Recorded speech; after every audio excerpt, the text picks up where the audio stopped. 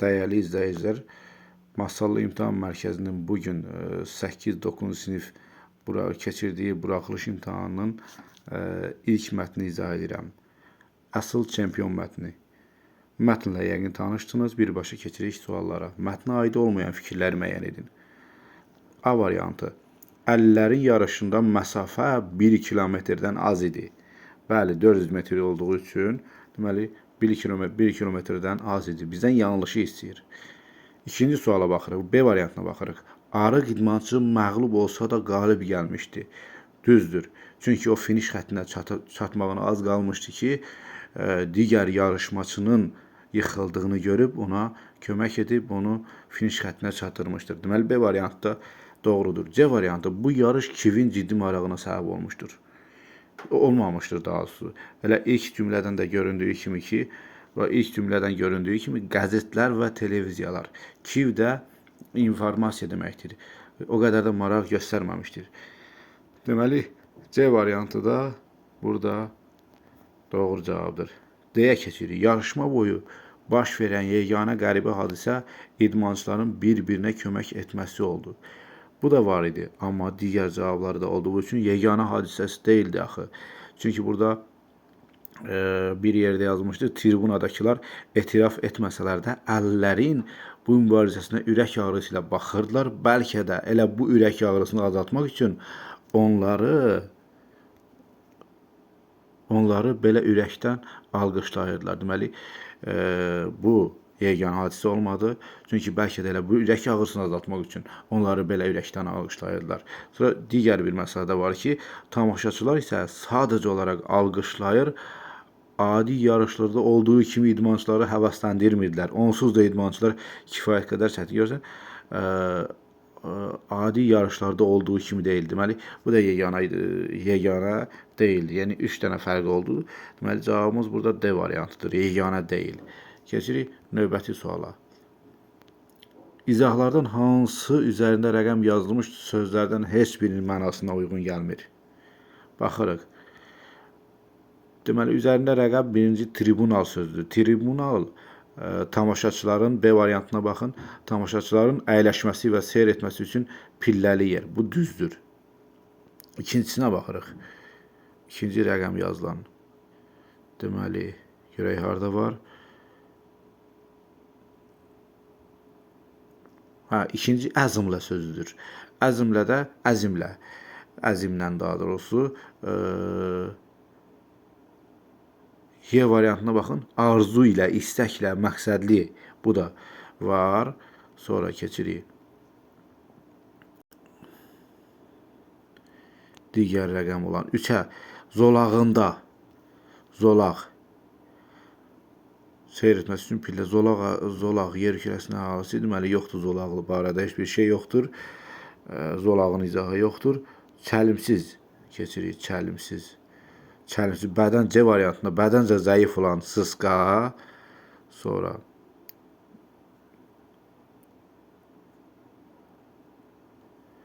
deməli 4, 5 anı və 5.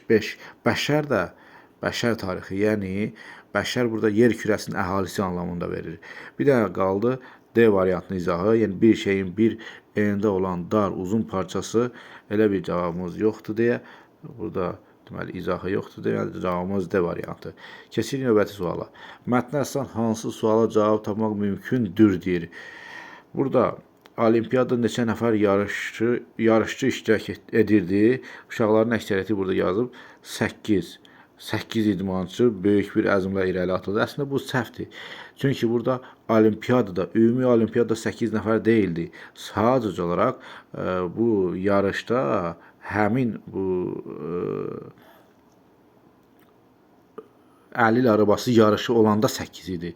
Amma bizdə deyirik ki, olimpiyadada neçə nəfər iştirak edir. Ona görə A variantının uşaqların əksəriyyəti A vurub, A yanlış cavabdır. Sonra olimpiyadakı yarışçıların fiziki qüsurları hansılar idi? Bu haqda cavab yoxdur, məlumat yoxdur. Yarış hansı şəhərdə baş vermişdi? Yoxdur. Əlil arabası yarışının həqiqi qalibi kim idi? Elə Y variantı mətnin sonunda bəlli olur. Sonra cədvəl arasında doğru fikirləri müəyyən edin. Nəticə verilib. Nəticə bax, ürəkdən alqışlayırdılar. Niyə, nə üçün alqışlayırdılar? Deməli, elə cavabımız 1-2-dir. Çünki tribunadakıların əllərə ürəyi yanırdı. Deməli, 2-ni götürürük. Bu tərəfdə bunun artıq səbəbi verilib, biz nəticəsini tapmalıyıq. Kök idmançı yıxılmışdı. Nəticədə nə oldu? Arıq idmançı digərini qaldırıb finiş xəttinə apardı. Deməli, burada cavabımız düz yazılıb, A variantıdır. Sonra, növbəti sual. Hansı xüsusiyyəti arıq idmançıya aid etmək olmaz? Olmaz deyir burada. Deməli, baxaq. Mərhəmətli deyə bilərik. Həssas deyə bilərik. Həssas idi, köməklədi. Mərhəmətli, yenə mərhəmətli olduğu köməklədi. Əzmkar idi. Əzmkar idi ki, yer tutmağa çalışdı və daha doğrusu ön qabaqda idi. Altruist sözünün izahını uşaqlar bilmir. Öz mənafeyinə zidd olsa belə başqalarına yardım edən adama deyilir. Deməli, bu da var, başqalarına yardım etdi, amma xudbin deyil. Xudbin özünü düşünən deməkdir. Sonra bu da getdi belə. O E variantı. Sonra mətn açsan ehtimaldır. Yarış fiziki qüsurlular arasında idi. Bu düzdür. A variantı düzdür.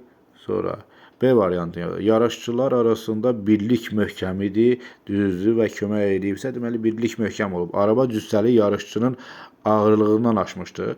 Hə, bu ola da bilərdi, olmaya da bilərdi. Bəlkə də bəlkə gedib aşıb və yaxud da ağır idi, aşıb. Bu ola bilərdi.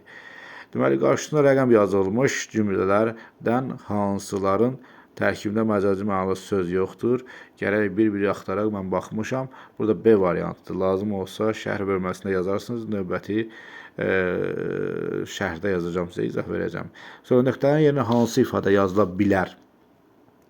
Burada yazılıb görülməmiş, dəhşətli, diqqətli, bir də insanlığa yaraşmayan, labüd. Baxaq, nöqtələrin yeri.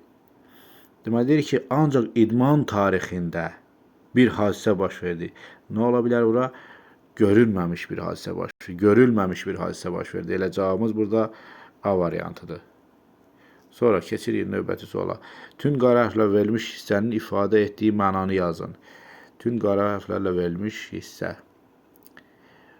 Deməli, hamı arıq idmançının finiş xəttini keçib yarışa nöqtə qoyacağını gözləyirdi. Yəni, bu nə deməkdir? Elə cavabda da şagird yazıb. Yəni ki, yarışı sonlandıracağını, yarışı bitirəcəyini mənasında işlənir. Bəli, yarışı bitirəcəyini bildirmişdir. Deməli, elə cavabımız burada da düzdür. Buna uyğun cavablar yazsanız düz olacaq. Sonra mətndəki hansı cümlə altında xətt çəkilmiş cümlədəki fikri təkzib edir, yəni inkar edir. Fikrinizi əsaslandırın.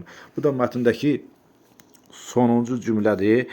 Əvvəlba belə deyək də, mətndəki hansı cümlə altında xətt çəkilmiş. Birinci altında xətt çəkilmiş cümləyə baxaq. Sonra tribunalar da ağıza qədər dolmamışdı deyir. Deməli, ilk cümlədə burada yazılıb ki, dolmamışdı. İndi bunu inkar edən cümlə hansıdır? Burada yazılıb tam dolu olan. Orada deyir ki, əvvəlinci abzasda deyirdi ki, yəni ilk abzasda deyirdi ki, dolmamış, amma burada deyir ki, tam dolu olan tribuna. Deməli, nə oldu? Burada şair yazıb ki, mətndəki sonuncu cümlə tam dolu olan tribunadakı hamı bir nəfər kimi ayağa qalxıb bəşər tarixinin bəlkə də. Yəni, demək istəyir ki, həmin cümlə onu inkar edir. Bu da düzdür. Sağ olun, dəyərli izləyicilər.